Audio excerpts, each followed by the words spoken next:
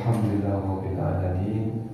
Wassalatu wassalamu ala asyrafil anbiya'i wal mursalin wa ala alihi wa ashabihi wa qarabatihi ajma'in wa ba'du. Bapak-bapak, saudara-saudara sekalian yang dirahmati Allah Subhanahu wa taala. Alhamdulillah, untuk yang kesekian kalinya kita masih bisa bermuajah, bertatap muka. Dalam kesempatan ini kita dipertemukan oleh Allah dalam melakukan sholat maghrib berjamaah. Semoga Allah senantiasa menetapkan keimanan kita dan juga keislaman kita serta ketakwaan kita kepada Allah Subhanahu wa taala. Dan Allah senantiasa memberikan kita kesehatan, sehat walafiat jasmani rohani kita dalam rangka untuk tetap beribadah kepada Allah Subhanahu wa taala dan menjauhi larangan-larangannya. Baik Bapak-bapak, saudara-saudara sekalian yang dirahmati Allah Subhanahu wa taala, kita sama-sama buka pertemuan kita, kajian kita pada malam ini, yaitu kajian kitab atau kajian fikih. Dalam hal ini adalah pembahasan tentang hal-hal yang disunahkan di dalam melakukan sholat. Tentunya mari kita buka sebelumnya dengan kita membaca Al-Fatihah dengan harapan bertabaruk kepadanya kepada Allah Subhanahu wa taala dengan Al-Fatihah. Semoga Allah senantiasa terutama memberikan kesehatan jaga jasmani kepada kita, juga kepada Allah Subhanahu wa taala, dan kemudian anak-anak dan cucu kita menjadi anak yang soleh dan soleha, dan kita keluarga kita semuanya Allah Subhanahu wa taala memberikan juga kesehatan, sehat walafiat jasmani kita, dan dilimpahkan rezeki oleh Allah Subhanahu wa taala sehingga kita dapat untuk nanti insyaallah melaksanakan ibadah dengan sebaik-baiknya, wabil khusus ibadah pada saat nanti menjelang kita melaksanakan ibadah puasa di bulan Ramadan. Ala dunya wa likrinatin salihah. Al-Fatihah. A'udzu billahi minasy syaithanir rajim. Bismillahirrahmanirrahim. Alhamdulillahi rabbil alamin. Ar-Rahmanir Rahim. Maliki yaumiddin. Iyyaka na'budu wa iyyaka nasta'in. Ihdinas siratal mustaqim. Siratal ladzina an'amta 'alaihim ghairil maghdubi 'alaihim waladdallin. Amin. Masih di dalam hal-hal yang fi mahasinis sholati, atau hal-hal yang baik, yang terbaik di dalam sholat atau yang disunahkan. Kemarin pada saat pertemuan yang kita Sabtu yang dua minggu yang lalu ya, itu judulnya ada At-Tasyahhudul Awwalu wa Hayatul Julusi fi Shalah. Tasyahud awal dan juga keadaan duduk dalam sholat. Dalam sholat di sini artinya duduknya sih duduk tawarruk dan juga duduk iftirash yang kita bahas satu. Nah, sudah kita bahas di dalam ini dalam pembahasan kemarin. Terakhir itu adalah hadis yang disampaikan oleh Ibnu Umar atau Abdullah Ibnu Umar terkait dengan posisi duduk kita pada saat kita sholat.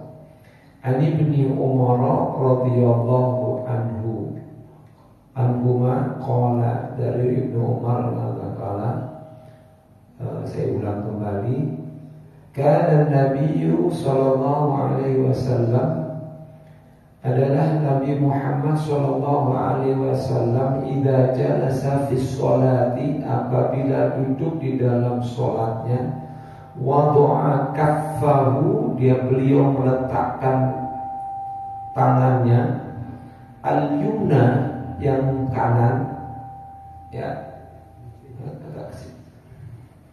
yang kanan, yang kanan ada fakhidihil yumna, di paha sebelah kanan.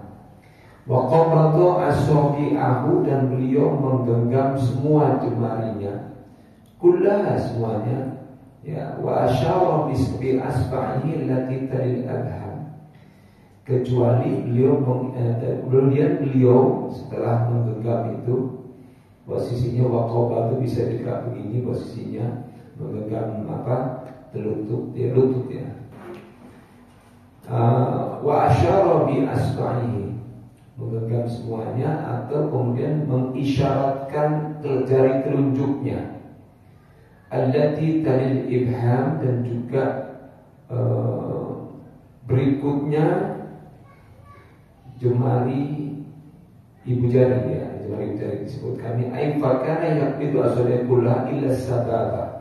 Jadi beliau menggenggam semua jemarinya kecuali jari telunjuk. Fa innahu yursiluha wa yarfa'uha 'inda qawlihi illallah fi asyhadu an la ilaha illallah. Kecuali jari telunjuk yang beliau itu lepaskan atau beliau angkat, ya. Dia lepaskan dan beliau angkat, wa yarfa'uha, beliau angkat saat beliau mengucapkan kalimat illallah,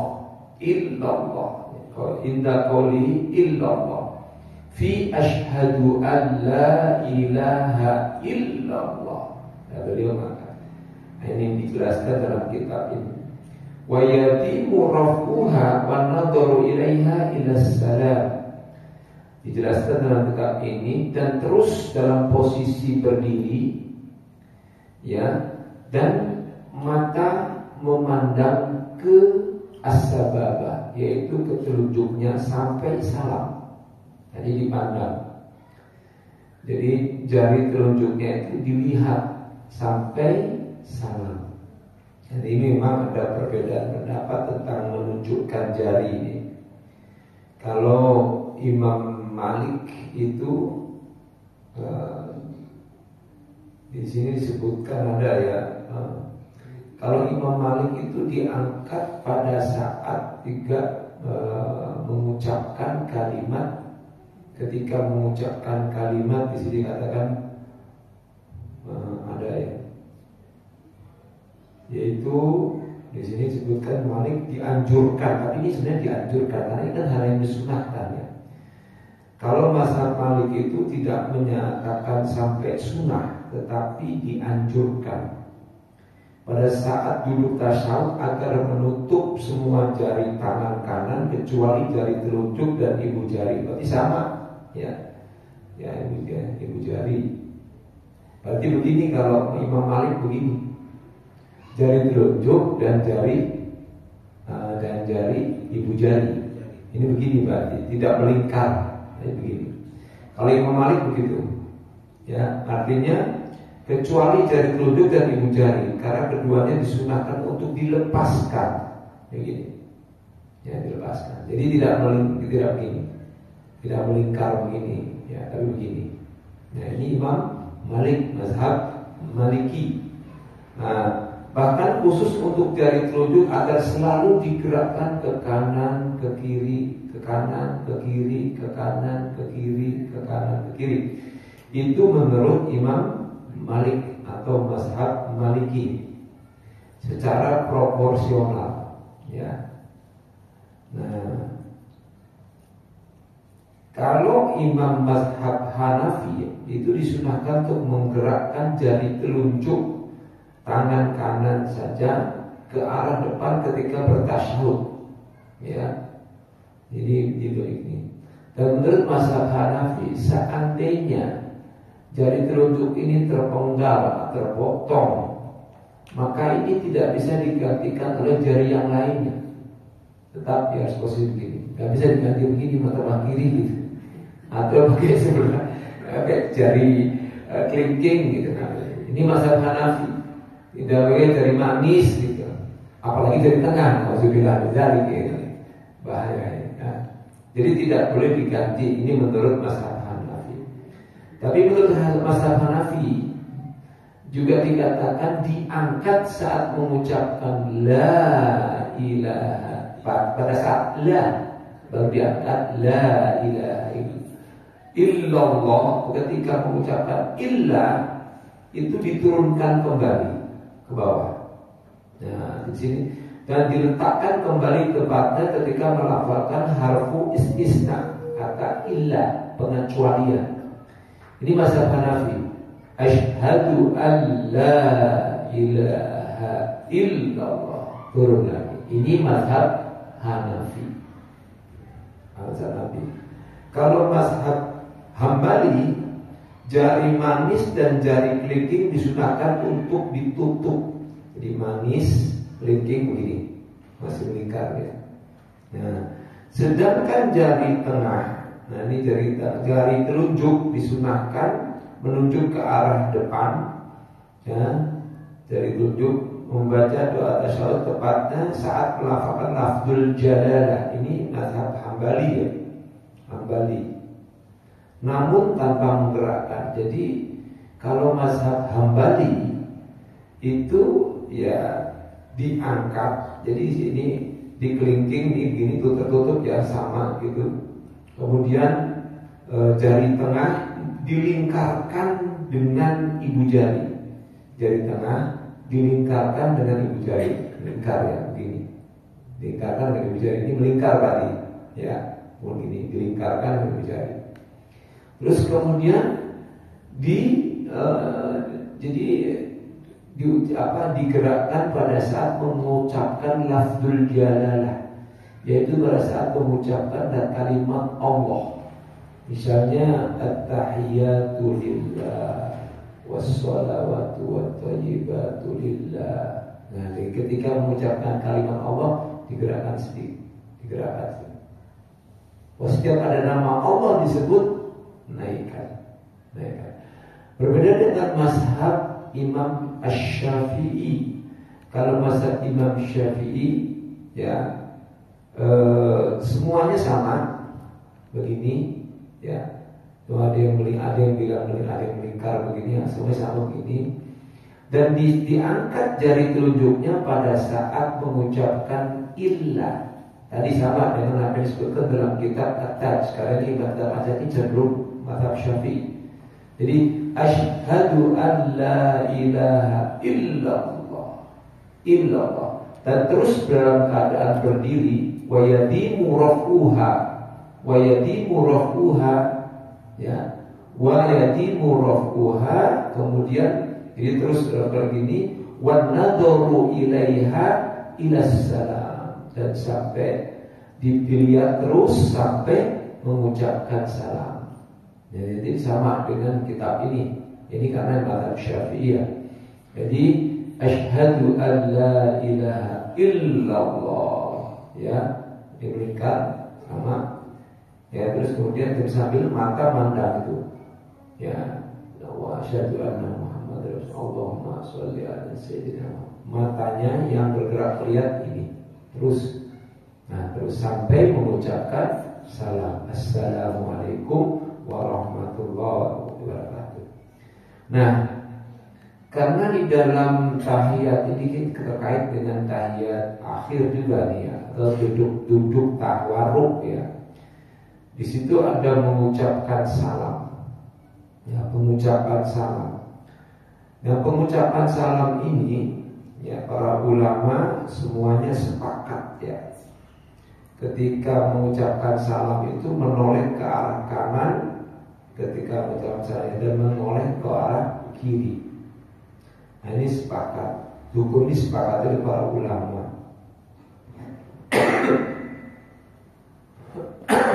Selain mazhab Maliki. Nah, kalau Imam Maliki di sini dikatakan dianjurkan bagi seorang untuk menengok ke arah kanan ketika melakukan taslimah tahlil. Taslimah tahlil itu maksudnya salam, mengucapkan salam untuk penghalalan. Kalau kita kan ketika mau sholat ada takbiratul ihram, takbir untuk pengharaman. Pengharaman dalam arti untuk tidak melaksanakan perbuatan-perbuatan di luar sholat. Yang dibolehkan dan sangat dianjurkan yaitu pergerakan atau perkataan perbuatan sholat. Nah, taslimah tahlil itu salam yang menandakan berakhirnya rangkaian sholat. Itu salam pertama. Nah, dikatakan di sini.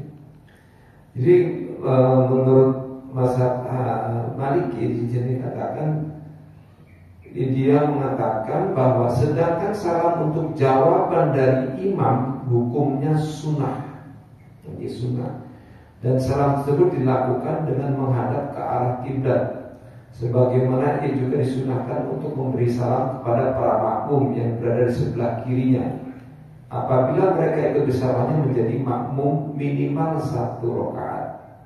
Maksudnya ini minimal 1 rakaat, artinya sudah mengikuti gitu. Adapun untuk imam dan orang yang sholat sendirian, mereka tidak perlu untuk mengucapkan salam kecuali hanya 1 kali saja, yaitu taslimah tahlil tadi. Maka mereka dianjurkan untuk mulai mengucapkan ketika masih menghadap ke arah kiblat. Jadi assalamualaikum warahmatullahi. Jadi pada saat itu ini namanya taslim tahlil. Jadi disunahkan, dianjurkan oleh mazhab ini ya, Maliki. Itu cuman 1 salam saja ya, itu salam ke arah kanan gitu. Jadi salam selain taslimah tahlil boleh menggunakan kata-kata yang tidak sama dengan assalamualaikum, tapi boleh juga menggunakan salamun alaikum. Boleh juga waalaikumsalam. Dan lebih utama jika tanpa penambahan. Ini dikatakan warahmatullahi wabarakatuh, tanpa penambahan warahmatullahi wabarakatuh. Nah ini menurut mazhab Maliki. Sedangkan yang lainnya itu sama. Ya, artinya ada salam pertama dan salam kedua. Tapi kalau ulama mazhab Syafi'i, salam pertama itu dianggap rukun. Ya, salam pertama dianggap rukun. Salam kedua dianggap sunnah. Salam yang kedua itu dianggap sunnah dalam mazhab Syafi'i. Nah, oleh karena itu ketika kita misalnya salam pertama kemudian batal, salam pertama batal atau keluar angin, maka batallah sholatnya. Tetapi kalau ketika kita sudah salam pertama lalu kemudian salam kedua keluar angin, berarti tidak batal karena hukumnya sunnah. Ya. Berbeda kalau itu mazhab Hambali. Mazhab Hambali itu ya pada saat salam pertama dan salam kedua itu termasuk dianggap sebagai hal yang rukun. Salam pertama, salam kedua. Maka salam pertama baru salam yang kedua. Nah itu boleh kemudian bergerak. Kalau di sini misalnya salam kedua selesai, baru dianggap tuntas. Kalau baru salam pertama dan salam kedua belum. Kalau baru salam pertama belum. Ini masa Hambali, ini beda-beda. Nah sekarang ini pelaksanaan untuk di sini disebutkan bahwa menurut mazhab Hanafi disunahkan pada saat salam itu untuk berniat. Niatnya itu apa? Pertama disebutkan dalam pelaksanaan salam untuk bersalam ke sisi kanan terlebih dahulu hingga terlihat pipi kanannya oleh orang yang berada di belakangnya. Ini bagi imam ya. Barulah setelah itu bersalam ke sisi kiri hingga terlihat pipi kirinya oleh orang yang berada di belakangnya. Apabila seorang terlupa hingga bersalam ke sisi kiri terlebih dahulu, maka ia cukup melanjutkan salamnya ke sebelah kanan dan tidak perlu mengulang salamnya ke sisi kiri menurut Hanafi. Tiba-tiba dia lupa kanannya tadi malah kiri, udah nggak perlu lagi bisa diulang lagi begini lagi, tidak. Menurut mazhab Hanafi, kalau sudah misalnya ke kiri, ya udah ditambah dengan ke kanan saja, udah gitu. Tidak perlu mengulang kembali. Ini dalam kitab, ini disebut dalam kitab Al-Fiqh fi Madzahibil Arba'ah, di sini dijelaskan. Dalam mazhab Hanafi juga disebutkan disunahkan dalam salam itu memang agak ada tambahan warahmatullah. Jadi assalamualaikum warahmatullah untuk salam yang pertama, ya. Nah, salam yang kedua hendaknya lebih pendek salamnya dari yang pertama. Ini bagi seorang imam, ya, bagi seorang imam. Nah, ini lebih pendek, tidak usah terlalu panjang, ya. Nah, di sini dikatakan hendaknya seorang imam untuk meniatkan salamnya ini kepada bangsa manusia, kemudian jin, dan juga para malaikat. Nah, jadi kalau untuk imam itu ketika mengucapkan salam yang pertama itu diniatkan untuk mengucapkan salam ini untuk manusia, seluruh bangsa jin dan juga para malaikat diniatkannya. Ini menurut mazhab Hanafi dikatakan seperti itu. Dan sedangkan para makmum, nah ini para makmum salamnya diniatkan salamnya untuk imam dan jamaah yang sholat bersamanya. Jadi para makmum ketika salam itu, baik itu dua salamnya itu diniatkan untuk imam dan juga semua orang yang sedang sholat berjamaah dengannya. Nah, ini menurut mazhab Hanafi. Sedangkan bagi orang yang sholatnya sendirian, hendaknya meniatkan salamnya, ya, untuk para malaikat penjaga. Untuk para malaikat penjaga. Ini menurut mazhab Hanafi. Jadi ada perbedaan, ya, ada perbedaan. Ketika menjadi seorang imam, maka imam niatkan salamnya menurut mazhab Hanafi, ulama mazhab Hanafi, itu untuk seluruh bangsa manusia, jin, dan para malaikat. Sedangkan para makmum menurut mazhab Hanafi, salamnya untuk imam dan jamaah yang sholat pada saat itu, jamaah yang ikut sholat itu. Nah, sedangkan sholat yang untuk orang yang sholat sendirian, itu salamnya diniatkan untuk para malaikat penjaga. Berarti malaikat hafazah, malaikat penjaga, ya, penjaga kita, penjaga alam, penjaga semua, penjaga alam semesta juga, ya, penjaga waktu, dia juga waktu siang, penjaga waktu malam, itu juga ada malaikat-malaikatnya. Sebenarnya banyak malaikat itu berseliweran, ya, karena mereka berseliweran itu malaikat itu disebutkan dalam itu ya ta'aqabuna, mereka itu aplusan. Di saat waktu apa? Ya, di saat ada fil waqtaini, di dua waktu, yaitu fi waqtil asri wa fi waqtil subahi. Jadi di dua waktu ini, yaitu waktu subuh dengan waktu asar, malaikat itu aplusan, malaikat malam dan malaikat siang, yaitu. Dan ketika pada saat beraplusan dan bertemu Allah bertanya, walaupun Allah Maha tahu tentang itu, Allah bertanya, bagaimana kau tinggalkan, hai para malaikat, pada saat itu hambaku sedang ngapain? Maka nanti laporan malaikat sedang sholat berjamaah, melakukan sholat pada saat itu di waktu sholat subuh. Begitu pula sholat asar juga begitu. Jadi itu ini ya ta'aqabuna sa'abusan.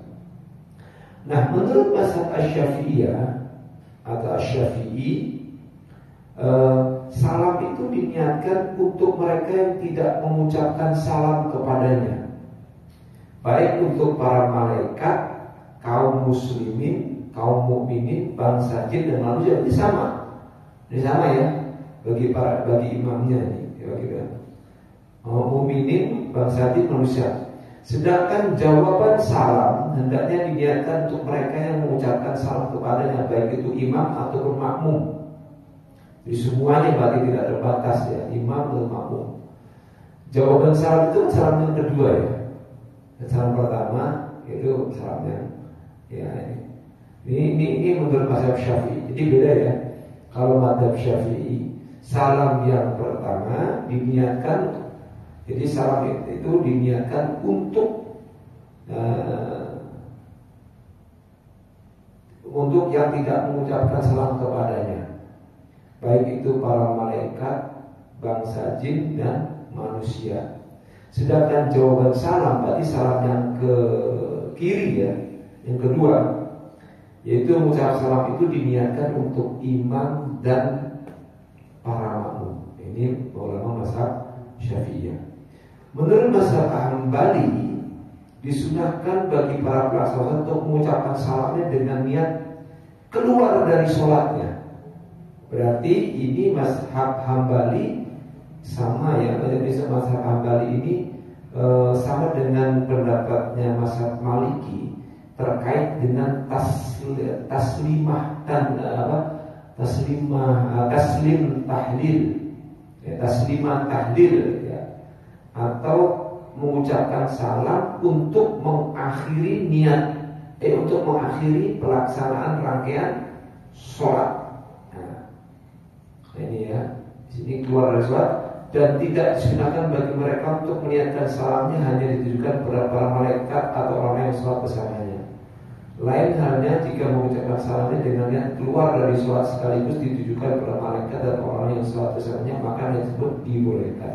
Tapi tetap saja Imam Hambali atau Mazhab Hambali mengatakan masih juga dibolehkan ketika pada saat mengucapkan salam itu diniatkan untuk taslim tahlil, tapi juga boleh juga diniatkan untuk salam kepada para manusia, para malaikat dan orang yang sholat bersamanya.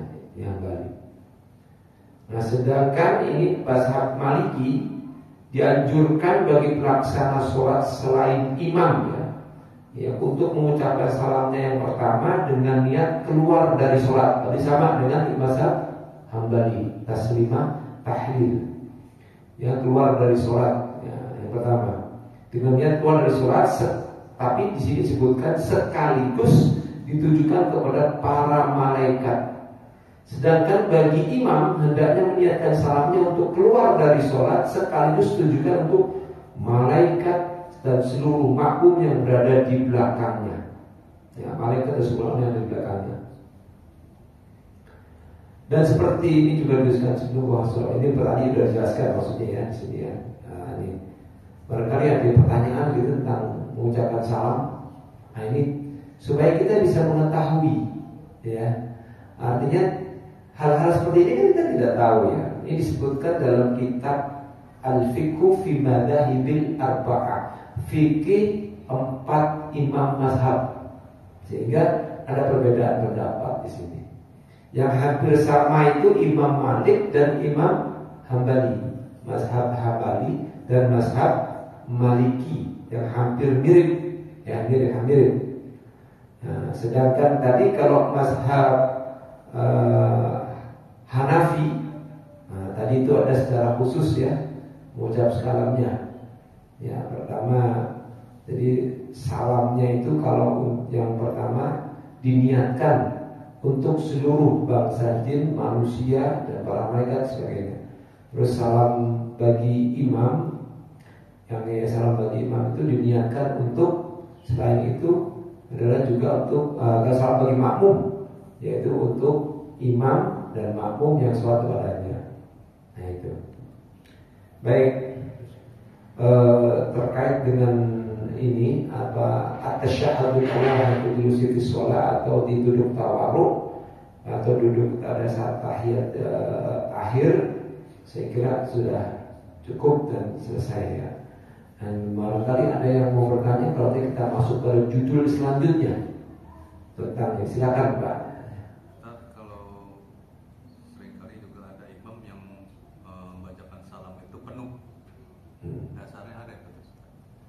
Assalamualaikum warahmatullahi wabarakatuh. Ada, yaitu pada saat sholat jenazah Yaitu sholat jenazah itu ada yang mensunahkan untuk mengucapkan salam pada penuh dengan kata wabarakatuh. Jadi assalamualaikum warahmatullahi wabarakatuh. Nah, hanya mazhab Maliki saja yang kemudian mengatakan salamnya tidak perlu disempurnakan dengan warahmatullahi wabarakatuh. Yang lainnya dibolehkan. Ya, tadi kan ada mazhab juga tadi Imam seperti sini warahmatullah Hanafi. Assalamualaikum warahmatullahi wabarakatuh. Boleh.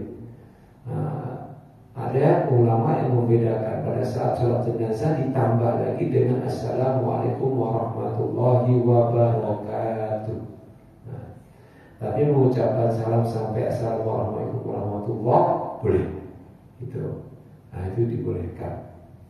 Itu yang lengkap ya. Ya sesungguhnya kalau kita melihat dalam firman Allah Subhanahu wa taala, ya itu dikatakan itu ada apa? Tentang berbuat ihsan. Ya. Ihsan itu saya lupa itu. Tentang penghormatan. Idza huyyitum bi tahiyyatin fahayyu bi ahsana minha au rudduha. Itu kan ini firman Allah. Idza huyyitum bi tahiyyatin, apabila kamu memberikan satu penghormatan. Ya, penghormatan.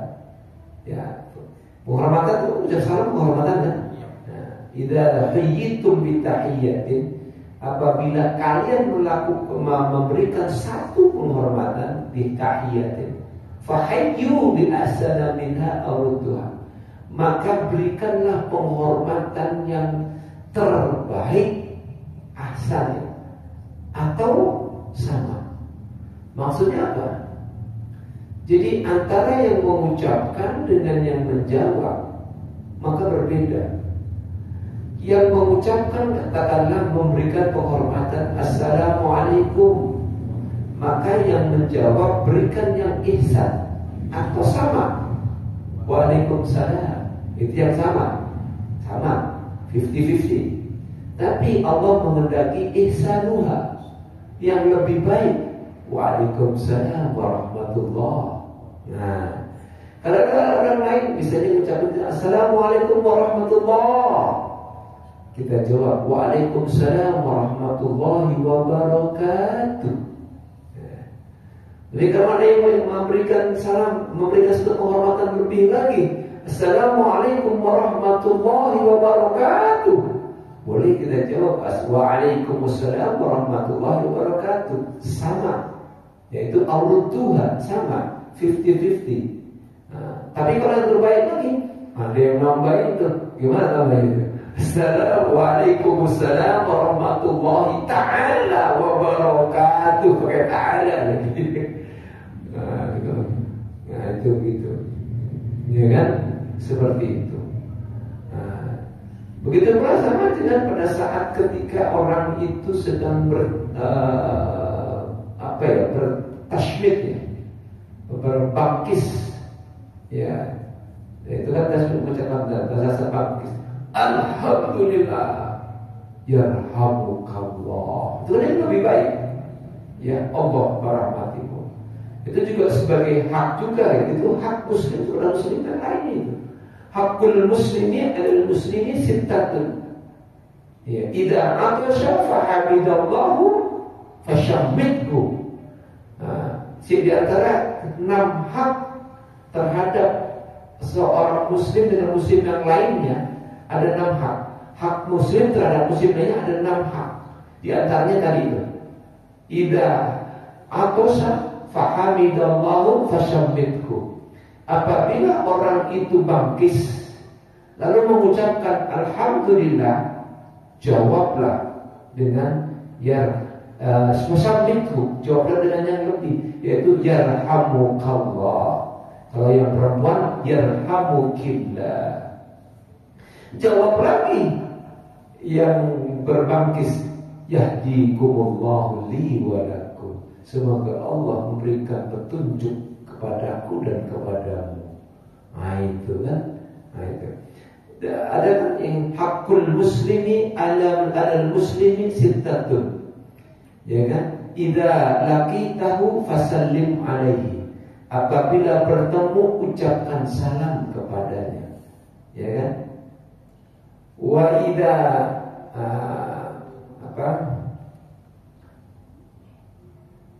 apabila mengundang, wa idza da'aka fastajib. Apabila dia mengundangmu, maka penuhilah undangannya. Jangan sampai tidak memenuhi undangannya. Wa idza maridu fa'uduhu. Apabila sakit, jenguklah dia. Itu masuk hak muslim ini. Hak muslim itu maksudnya bisa juga diartikan kewajiban seorang muslim kepada muslim yang lainnya. Ada 6 di antara. Wa idza mata fattabi'uhu. Apabila meninggal, maka iringkanlah meninggalnya. Ikutilah dari mulai mungkin pengurusan mandinya, kemudian sholatnya, pengafannya beliau sholatnya sampai, tapi itu iringilah sampai kepada penguburannya. Fattabi'uhu itu ada 6, itu sahih hadisnya. Ya. Nah di antaranya juga apabila bangkis dan dia mengucapkan alhamdulillah. Tapi di sini ada kata-kata faida atau fahamidallahu. Bagaimana kalau orang muslim itu bangkis tapi tidak mengucapkan alhamdulillah? Tetap kita baca yarhamukallah. Karena kita harus berbaik sangka. Jangan-jangan dia mengucapkan alhamdulillah cuma nggak kedengeran. Mungkin karena barengan sama ucapan bangkis yang keras sehingga alhamdulillahnya itu nggak keucap, atau bukan nggak ucap itu pelan gitu. Nah, tetap kita berbaik sangka yarhamukallah, ya kan? Yarhamukillah. Nah itu. Jadi itu luar biasa ya, berapa Islam ini mengatur sampai hubungan sosial saja, hubungan antar seorang muslim saja diatur oleh Allah. Bahkan hal-hal yang sekecil, misalnya sampai istinja saja itu diatur. Ya bayangkan ya, bahkan ini luar biasa Islam. Ya sampai dengan istinja, bayangkan ya, kita itu bebersih itu luar biasa. Nah ini yang membuat kemudian ada satu testimoni ya, dan itu dilakukan di Inggris kalau nggak salah. Seorang seorang tukang cuci, itu seorang perempuan, ya tukang cuci perempuan. Pada saat dia mencuci pakaian dalam seorang muslim, dia tidak jumpai bau pesing, bau pipis, gitu. Dia heran. Ada orang muslim yang kemudian mencuci pakaian di situ. Akhirnya dia tanya, maaf, kalau masalah pemuda itu ya, maaf deh, saya mau tanya, Anda ini setiap kali saya mencuci pakaian dalam Anda itu berbeda dengan pakaian-pakaian dalam orang yang lainnya. Kenapa di pakaian dalam Anda itu tidak ada berbekas kencing, pipis, dan bau pesing, tidak ada? Apa katanya? Kami diajarkan dalam Islam untuk selalu istinja, yaitu bebersih. Bahkan di dalam hadis disebutkan orang yang kurang istinjanya pada saat pipis atau dia tidak cebok pada saat pipis, dia akan disiksa oleh Allah di kubur, disandingkan dengan siksaan orang yang menyebarkan fitnah. Sehingga sampai Rasulullah sendiri mematahkan pelepah kurma dan mengambil buah pelepah kurma yang masih basah, masih bukan kering ya, basah, dari itu patahkan, dibelah dua, ditancapkan keduanya itu. Dan Rasulullah kemudian mengatakan, ya, dengan basahnya pelepah kurma itu Allah akan mengampuni dosa-dosa orang itu. Karena yang menancapkan Rasulullah Sallallahu Alaihi Wasallam. Nah, inilah yang kemudian dijadikan, dianalogikanlah, kemudian boleh menebarkan bunga yang masih basah. Terterangkan itu sebagai, karena kan tanaman itu sendiri juga mengucapkan tasbih, ya kan, kepada Allah, maka boleh ucap tasbih di atas kuburan saudara kita atau orang tua kita dan sebagainya. Jadi mungkin itu saja kali yang bisa saya sampaikan. Ini kita belum sampai pada al-khusyu'u fi sholati wa tahsinuha. Termasuk hal yang disunahkan di dalam sholat, yaitu khusyuk, tidak melakukan khusyuk. Itu sunnah hukumnya. Jadi sekalipun ada orang yang sholat tidak khusyuk, walaupun dia secara fikih rukun dan syarat dan rukunnya sunnah wajibnya itu dilakukan, maka dianggap sah sholatnya. Tapi kalau kekhusyuan itu masing-masing berbeda-beda. Ya, nanti di sini ada disebutkan, ada yang cuma dapat 1/10, ada yang dapat 1/9, ada yang dapat 1/8. Itu dalam hadis disebutkan seperti itu. Ya, ada yang dapat 1/4, 1/5, 1/3 atau setengah. Nah, ya, tapi dia dapat pahala juga. Kalau pahala berjamaah dia dapat 27 derajat atau 25 derajat. Ada pahalanya. Tapi nilai kekhusyuannya di situ berbeda-beda masing-masing jamaah. Terima kasih, itu yang bisa saya sampaikan. Wabillahi taufiq wal hidayah. Wassalamualaikum warahmatullahi wabarakatuh.